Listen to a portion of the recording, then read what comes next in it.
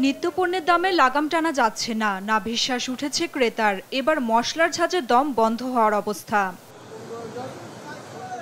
কোরবানি আসার আগেই প্রায় দ্বিগুণ মশলার দর। ২,৮০০ টাকার এলাচ বেড়ে হয়েছে ৪,৫০০ টাকা, গোলমরিচ ১৪০০ থেকে বেড়ে হয়েছে ১৬০০ টাকা, আর লবঙ্গ বিক্রি হচ্ছে ২,০০০ টাকায়।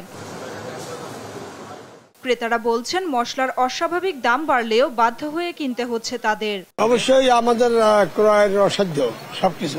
এগুলো আসলে এর আগে তো কোরবানি কম ছিল, এবার কোরবানি তো ডবল হয়েছে। সবচেয়ে লোয়ার জিনিস থেকে শুরু করে এই যে বাদাম বলেন, এগুলো এমন এক পর্যায়ে পুচ্ছে যেটা কেনা প্রায় অসম্ভব।